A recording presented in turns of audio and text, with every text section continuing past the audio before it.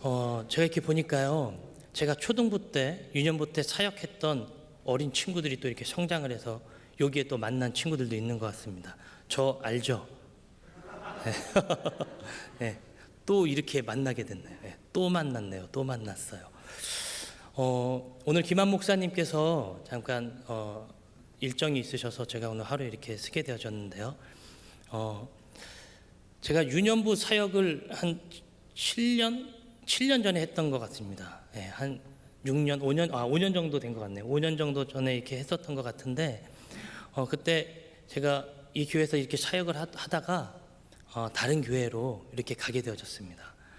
그때 이제 평촌에 있는 교회였는데 그 교회에 가서 이렇게 사역을 하고 싶지가 않았어요.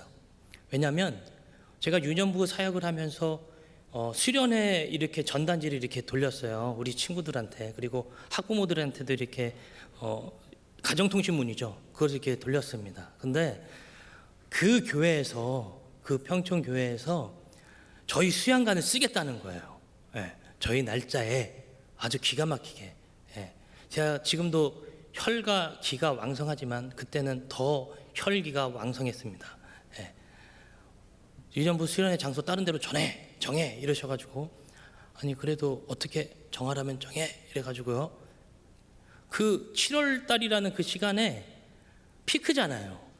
어디를 알아볼 데가 없는데 막 그냥 중부난방 막 이렇게 돌아다니면서 도대체 어디 가야 될까, 우리가 수련회를 도대체 어디 가서 해야 될까라고 하다가 춘천이라는 곳에 가게 됐습니다. 예. 여러분 여기서 춘천까지 얼마나 걸리는지 아세요?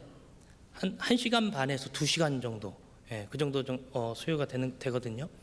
저는 춘천이라는 곳에 그렇게 잘 가지 않았던 지역이었는데 처음 춘천이라는 지역을 갔는데 수련회 장소가 어떤 장소였냐면 옛날에는 모텔이었던 건물이에요. 근데 그 모텔이었던 건물을 이렇게 뜯어 고쳐가지고 리모델링을 해서 보통 사람들이 와서 숙박을 할 수 있게 해주고, 또 좋았던 게 뭐냐면 앞에는 푸른 잔디가 이렇게 있었어요. 제가 축구를 좋아하기 때문에. 예, 또 잔디를 보면 제가 또 눈이 돌아갑니다. 그래서 여기 무조건 주님이 예비하신 장소다.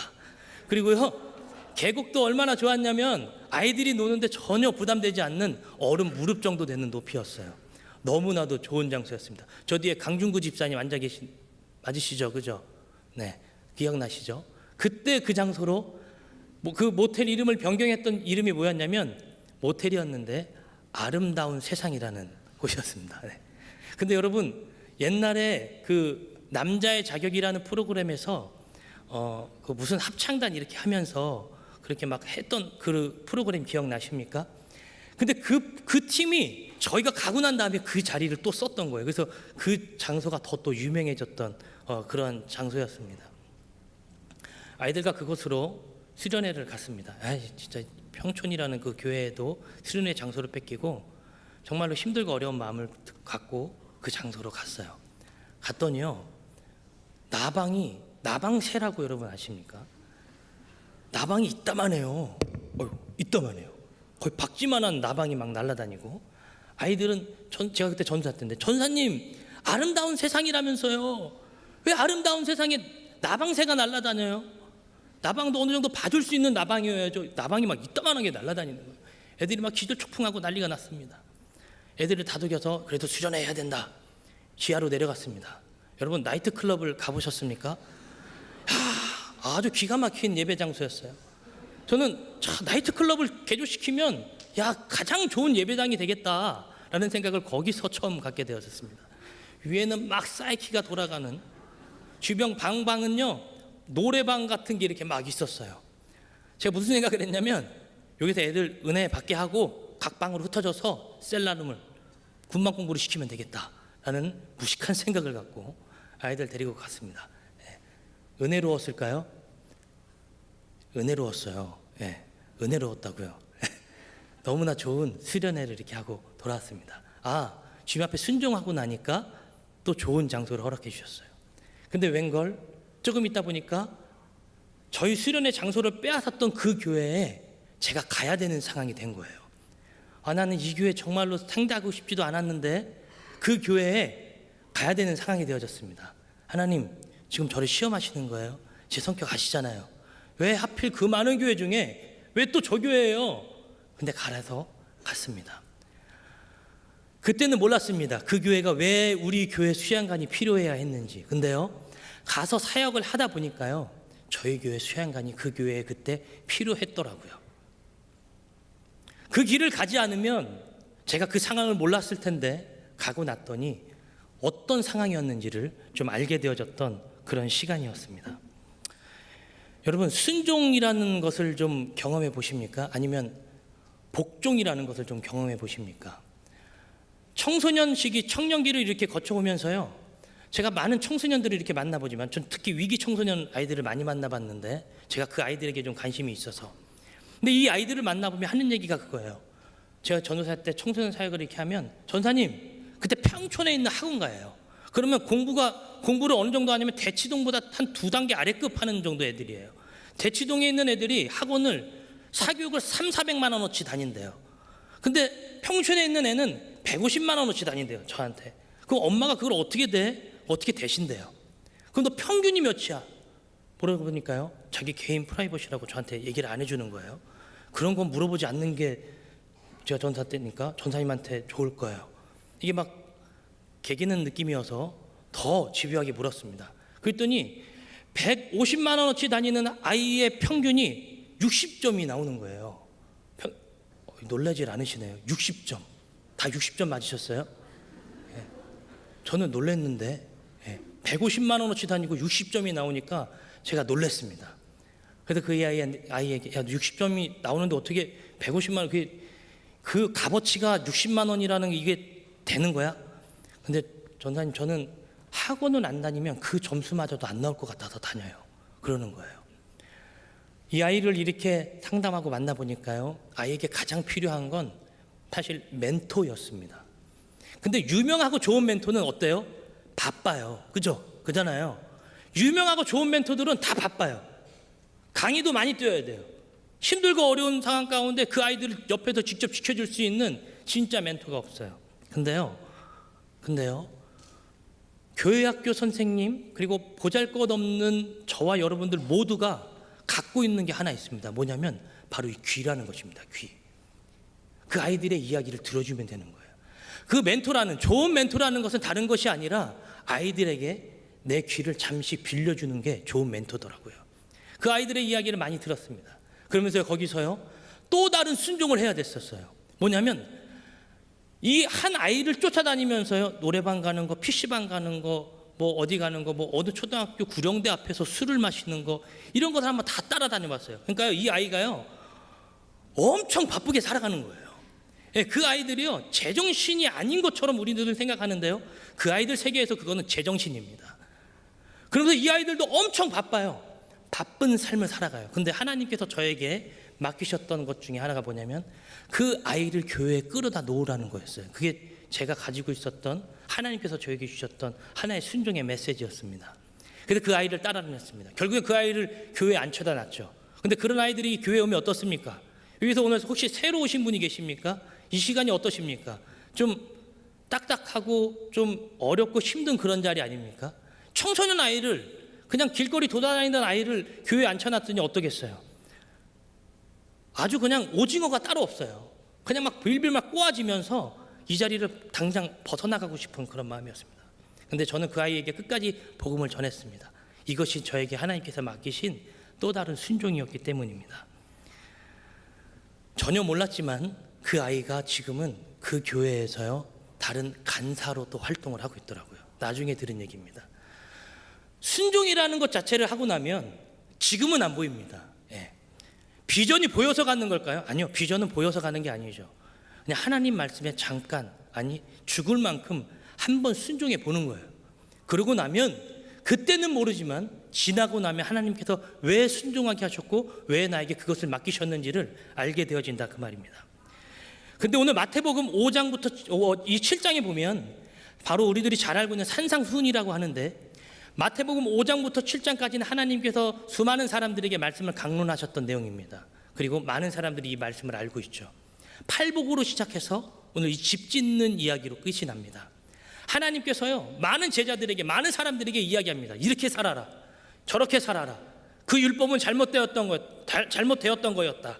너희들이 이렇게 살아야 됐다라고 하면서 출애굽 때 받았던 그 율법을 다시 사랑이라는 진짜 베이스를 깔고 그 율법을 풀어주시기 시작하는 거예요. 그러면서 너희들이 이렇게 살아야 돼라고 하면서 오늘 7장 마지막 부분에 와서 이렇게 말씀하시는 겁니다. 오늘 본문을 한번 볼까요? 24절입니다. 그러므로 누구든지 나의 이 말을 듣고 행하는 자는 그 집을 반석 위에 지은 지혜로운 사람 같으리니 비가 내리고 창수가 나고 바람이 불어 그 집에 부딪히되 무너지지 아니하나니 이는 주추를 어디에 놓은 까닭이라고요?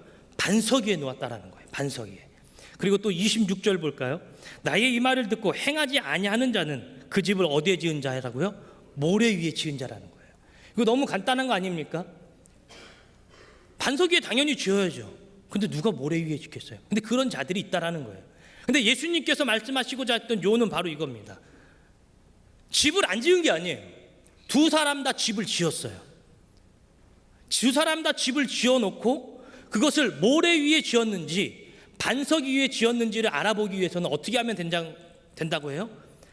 비바람이 치고 창수가 나고 바람이 불었을 때 그 집이 무너지면 그 집은 모래 위에 지은 집이고, 그것이 무너지지 않고 굳건하게 서 있으면 그 집은 반석 위에 지은 집이라는 거예요.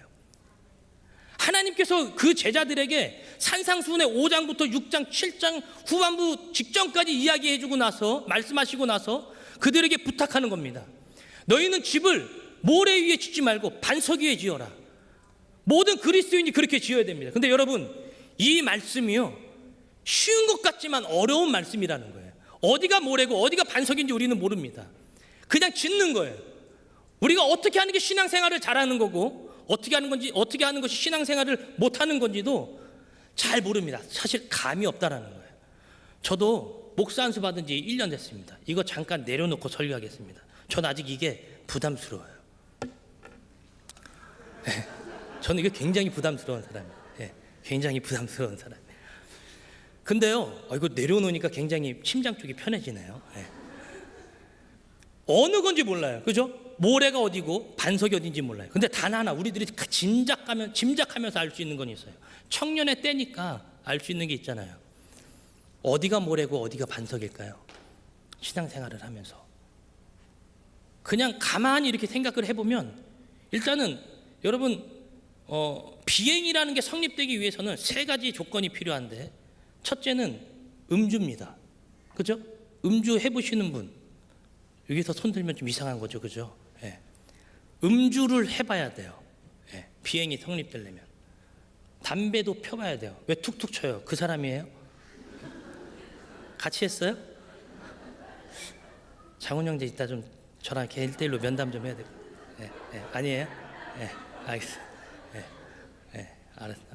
절대 부정은 절대 긍정이라 그랬는데 또 음주.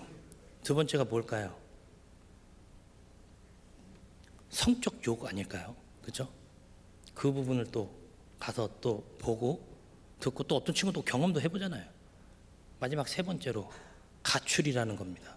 이 세 가지가 있으면 비행이라는 게 성립돼요. 그죠?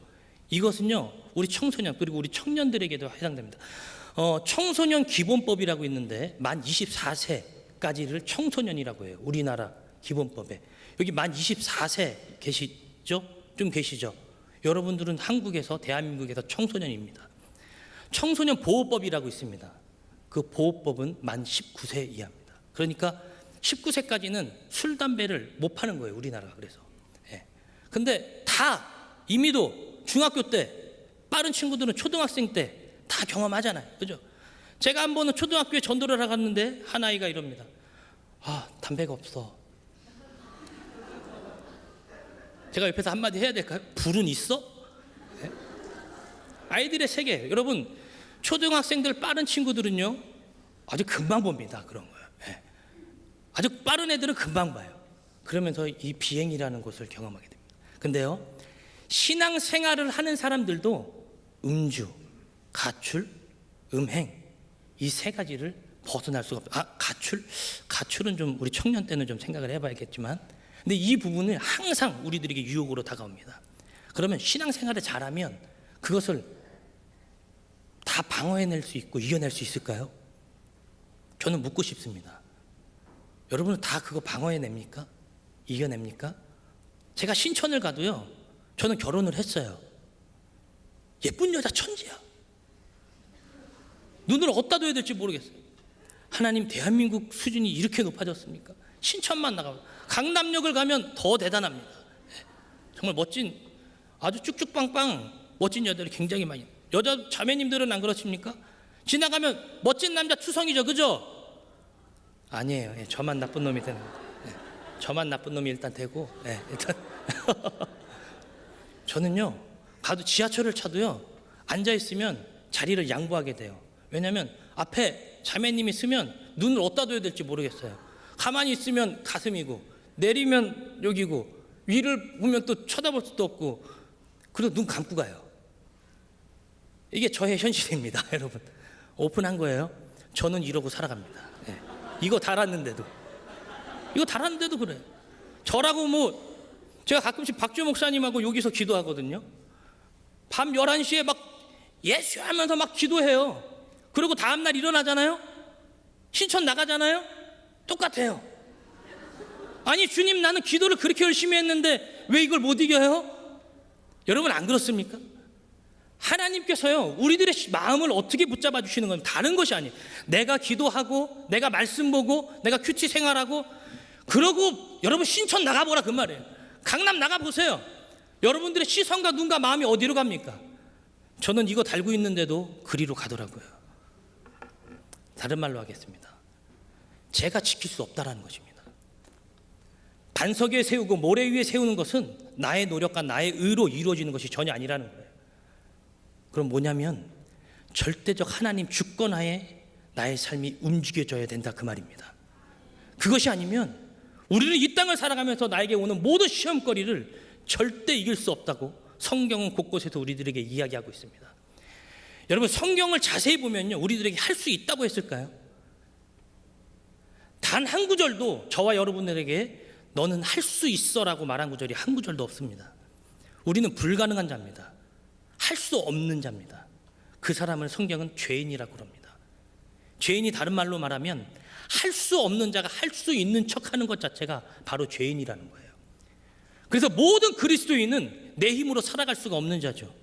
그래서 하나님의 힘으로 살아가는 자라, 그 말입니다. 그래서 모든 그리스도인은요, 하나님을 붙들어야 하루하루를 살아갈 수 있는 거예요. 한 여자가요, 아이를 낳았습니다. 근데 7개월 만에 아이를 낳은 거예요. 그 아이를 인큐베이터 안에 넣었어요. 인큐베이터 안에 넣고요, 그 아이를 이렇게 쳐다보는 거예요. 아, 아이야, 내가 낳았지만 미안하다. 어떻게 7개월 만에 바로 나오게 해서 미안하다. 그러면서요, 인큐베이터에 있는 아이를 이렇게 막 쳐다보는 거예요. 그래서 아이를 이제 인큐베이터 안에 이렇게 손 넣는 것도 있으니까 이렇게 만져보기도 하고 이렇게 합니다. 그러면서요, 하나님께서 그 자매에게 즉흥적 노래를 주셨는데, 이게 구약 히브리어로는 테일라라는 말을 씁니다. 즉흥적 찬양, 즉흥적 노래예요. 즉흥적 음이 잡혔고 즉흥적 가사가 그 자리에서 그 자매에게 쓰여졌습니다. 그렇게 나온 곡이 바로 이 찬양인데요. 주님은 내 호흡, 이 찬양 아십니까? 주님은 내 호흡, 오 나의 주, 난 감사해요. 주님 말씀은 내 양식, 이렇게 되는 곡이에요. 여러분, 이 곡 들어보셨죠? 아직 모르겠어요. 저랑 교감이 좀 오래 걸릴 것 같네요. 네. 이 찬양이 어떻게 쓰여지는지 바로 이렇게 쓰여진 거예요. 뭐냐면 상황과 환경 가운데 주님께서 주신 테일라라고 하는 즉흥적 노래와 즉흥적 찬양이 그 자매에게 터진 거예요. 그런데 그 자매가 고백을 했습니다. 여러분, 그 가사에 보면 아주 멋진 가사가 있는데, 주님 자체가 내 호흡이고 주님 말씀은 내 양식이라는 아주 후크송으로 계속해서 반복되어지는 이 찬양입니다. 근데 그 찬양에서 우리들이 은혜 받을 수 있는 부분은 바로 이거예요. 주님 자체가 내 호흡이고 말씀이 내 양식인데 이걸 떠나서는 내가 살아갈 수 없다라는 거죠. 이 땅에 살아가는 모든 그리스도인은 주님의 절대 주권하에 살아갑니다. 그것은 부정할 수 없는 사실입니다. 왜냐하면 그분이 나를 붙잡아 주시지 않으면 나는 1분 1초, 아니 0.1초 만에 바로 다시 죄악으로 내 시선과 내 모든 것이 빼앗겨져 버리기 때문입니다. 그래서 우리는 우리 스스로 살아갈 수가 없는 자들이에요. 빌립보서 4장 13절에 보면 그래서 이렇게 얘기하죠. 내게 능력 주시는 자 안에서 내가 모든 것을 할 수 있느니라. 힘든 부분, 어려운 부분, 그 모든 부분을 다 감내할 수 있는 것은 나 혼자 살아가서 내가 내 능력으로, 내 경건으로 이루어가는 것이 아니라 절대적 하나님 주권하에 있기 때문에 이 모든 것이 가능하다, 그 말입니다. 그래서 주님은 우리들에게 얘기하시는 거예요. 너희들이 내 말을 듣고 내 말대로 살아오면 너희들은 창수가 나고 비가 오고 바람이 불어도 너희들이 지은 집은 절대 무너지지 않을 거야. 근데 그것을 듣지 않으면 그때 그것이 왔을 때 너희들은 그것을 당해내지 못할 거야.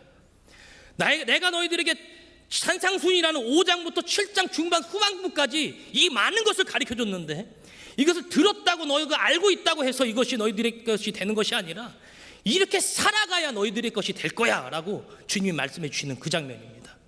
그러니까 여러분들의 모든 신앙생활을 나의 경건, 나의 어떤 경건 생활, 어떤 기도 생활, 이것으로 감내할 수 있다라고 여러분 자만하지 마십시오. 우리는 절대적으로 부족한 자고 절대적으로 연약한 자입니다. 그럼 목사님 도대체 뭐 어떻게 하라는 거예요? 우리 보고. 답은 없습니다. 그냥 나와서 예배하시고요, 주의 말씀을 끝까지 묵상하십시오. 그것이 주님께서 이 땅 가운데 우리들에게 명령하신 한 부분입니다. 그것이 우리들이 지금 이 땅 가운데 살아가면서 해야 할 순종이라, 그 말입니다. 다른 것이 아니에요. 순종이라는 말을 제가 헬라어 원어로 찾아봤더니요, 휘파쿠오라는 단어를 썼습니다. 이 말이 무슨 뜻이냐면요, 귀를 기울이다 라는 뜻이에요. 그러니까 성경에서 말하고자 하는 순종은 무슨 말이냐면 하나님께서 하시는 그 말씀 가운데 나의 귀를 잠시 빌려드리는 거예요. 아니, 빌려드린다는 말 표현보다 그분께 내 귀를 갖다 대는 거예요. 그리고 그의 음성을 듣는 거예요. 그리고 나서 오늘 마태복음 오늘 7장인데요, 여기 24절과 26절에 동일하게 나왔던 부분이 있는데 뭐냐면, 그러므로 누구든지 나의 이 말을 듣고 행하는 자는, 26절에는 나의 이 말을 듣고 행하지 않는 자는, 여기서 말하는 행하는 이라는 단어를 원어로 보면 포이에오라는 말을 썼습니다. 헬라어로 포이에오라는 말을 썼는데 이 말은 되게 하다, 만들다, 시행하다라는 거예요. 즉 그렇게 한다라는 거예요. 정리해 볼까요? 순종이라는 말은 듣는 겁니다. 내 귀를 그분께 내어드리는 거예요. 그리고 잘 경청하십시오. 경청하셨다면 그 말씀을요 오늘 행해 보는 거예요. 이 땅 가운데 그리스도인이 왜 무너지는지 압니까? 다 들어보실 겁니다. 그리스도인이 그리스도인답게 살지 못하기 때문에 이 땅의 그리스도인, 기독교가 개독교 소리를 그래서 듣는 거예요. 왜 우리들이 개독교 소리를 듣습니까? 내가 그렇게 삶을 살지 못하기 때문입니다. 아까 잠깐 설명을 드렸지만 비행이라는 이 세 가지 때문에 우리들이 때로는 그리스도인답지 못하다라는 얘기를 듣습니다. 저도 그런 제가 참 싫습니다. 하나님 이거 어떻게 해야 되죠? 나 이 문제 어떻게 해야 돼요?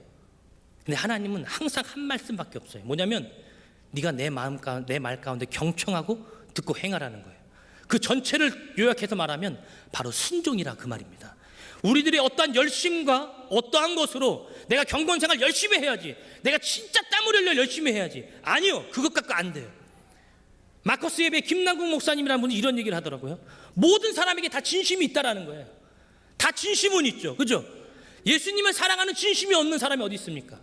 나라를 사랑하는 진심이 없는 사람이 어디 있어요? 근데 진심 갖고 안 된다라는 거예요. 진심이 아니라 우리는 주님 앞에 전심해야 하는 줄로 믿습니다.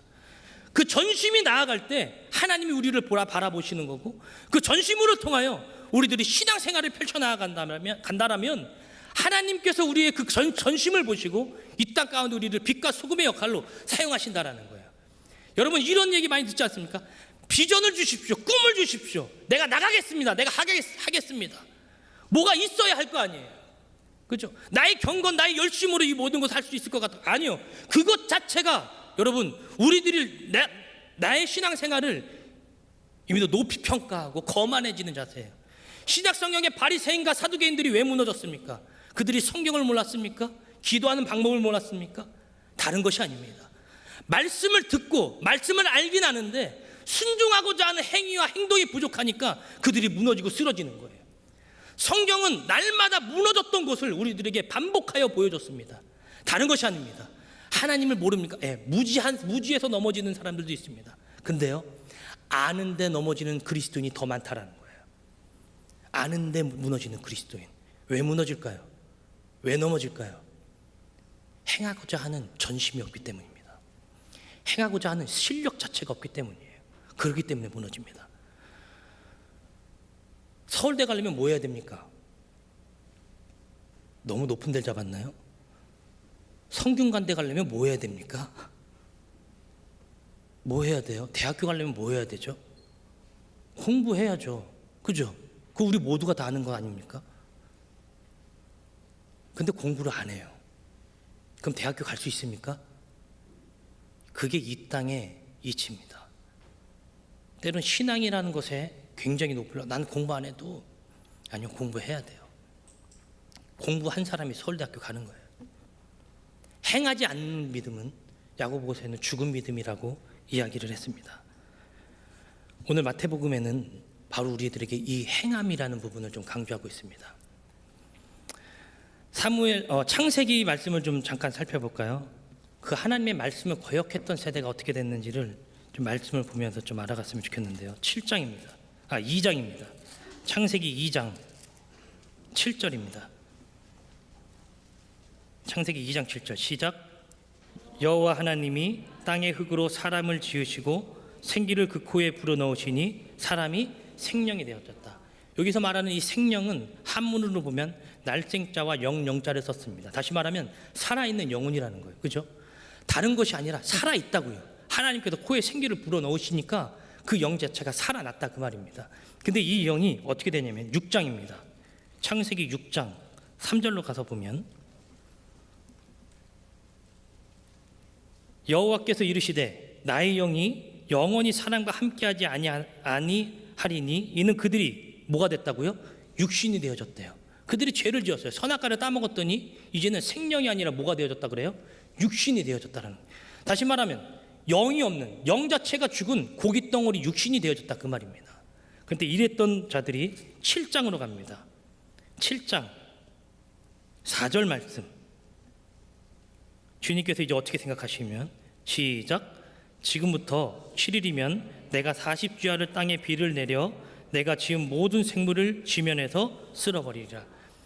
몸뚱아리가 되니까 주님께서 뭐라 그래요? 생물이라고 취해버리시죠. 그죠? 생물 자체를 지면에서 어떻게 했다고요? 쓸어버리겠다라는 거예요. 그리고 7장 23절입니다. 거기에 이것까지 포함됩니다. 한번 보겠습니다. 23절 다 같이 읽겠습니다. 시작. 지면에 모든 생물을 쓸어버리시니 곧 사람과 가축과 시작하는 거예요. 사람과 가축과 기는 모든 것, 공중에 나는 것까지요 다 쓸어버리겠다라는 거예요. 뭐가 없으니까 이제 살아있는 영 자체가 아니라는 거예요. 하나님의 말씀을 어기고 벗어나잖아요. 그러면 하나님께서 이 땅을 창조하신 존재, 이 목적 이유 자체가 사라져버린다 그 말입니다. 그래서요 우리는 생물 자체가 되어져 버리는 거예요. 하나님은 그것을 지면에서 쓸어버리겠다고 오늘 작정하시는 거예요. 그리고 지면에서 물로 쓸어버리셨습니다. 이것이 하나님의 방법이었습니다. 왜요? 행하지 않았기 때문이라는 거예요. 주님은 그 행하는 사람을 찾고 계십니다. 창세기에는요 아브라함이 이 소돔과 고모라성이 이제 소돔성이 무너져 가니까요 아브라함이 권면을 하죠. 하나님께. 하나님, 저 땅이 무너져 가는데요. 그래서 의인 50명만 있으면 내가 살려줄게. 아, 정말요? 45명은 안 될까요? 되지. 그럼 40명은요? 되고 말고. 30명은요? 된다니까? 20명은요? 돼. 주님 한 번만 더 디스카운트 합시다. 10명은 돼요? 되지. 주님께서는 그 한 사람을 찾는 거예요.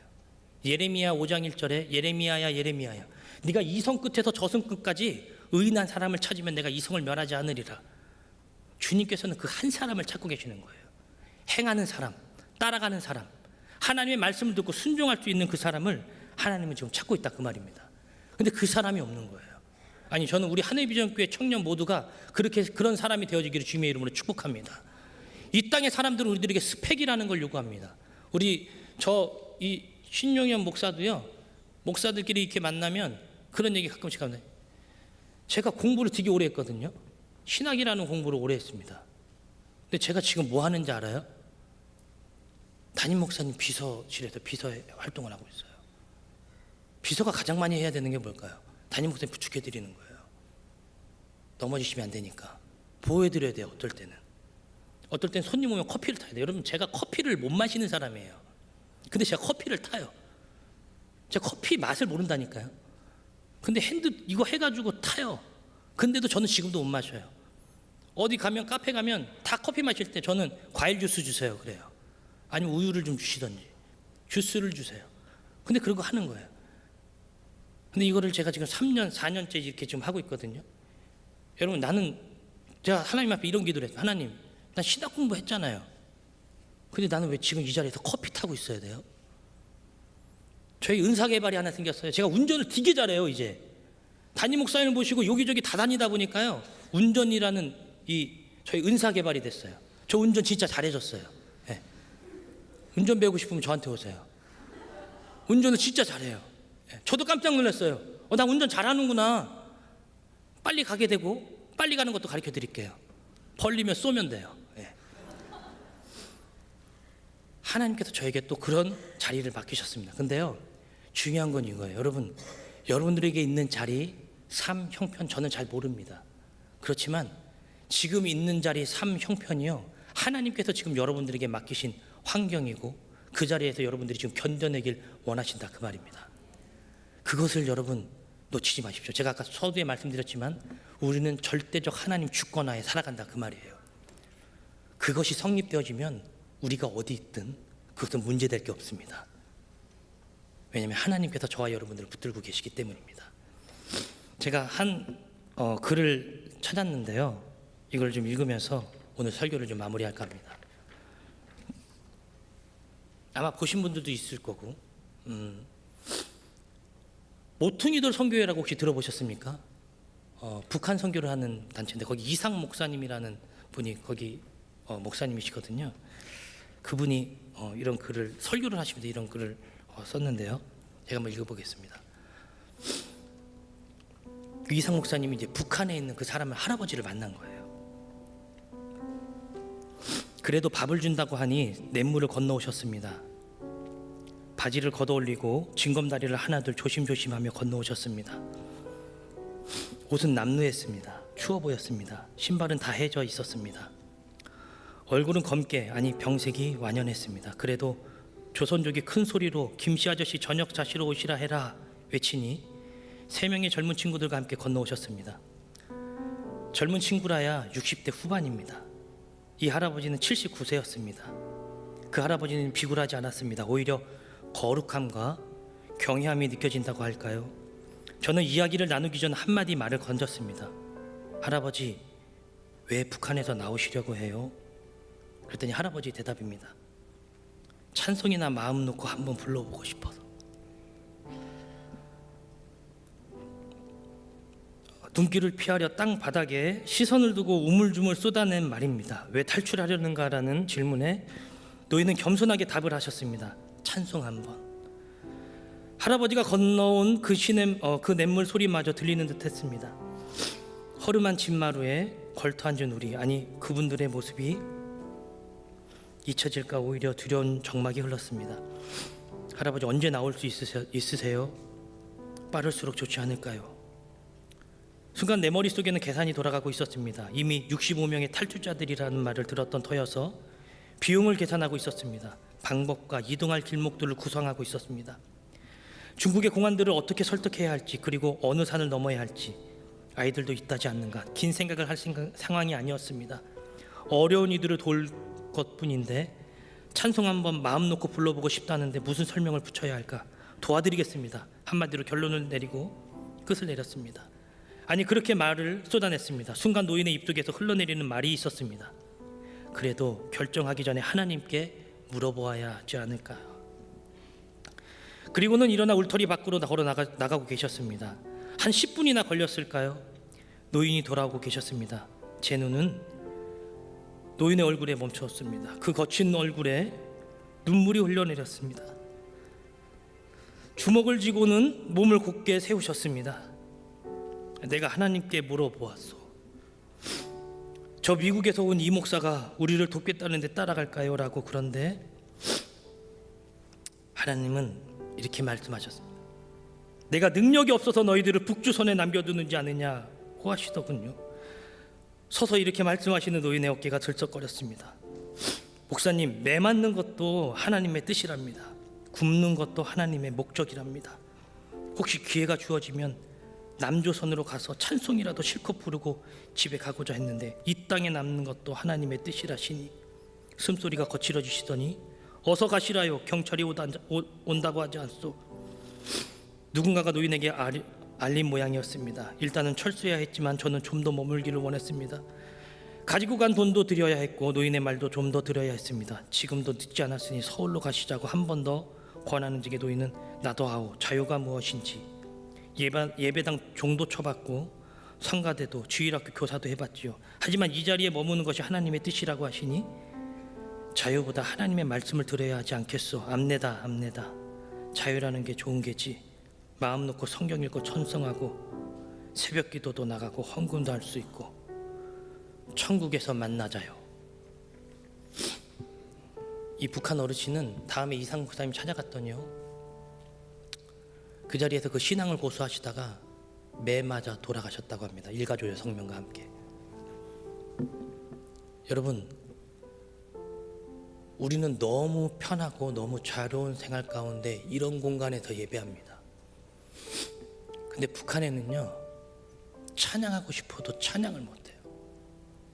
죽는 거예요. 목숨을 걸고 하는 거죠. 이불을 뒤집어 쓰고 기도하고 이불을 뒤집어 쓰고 찬양합니다. 근데 그 자리에 남는 것도 하나님의 뜻이래요.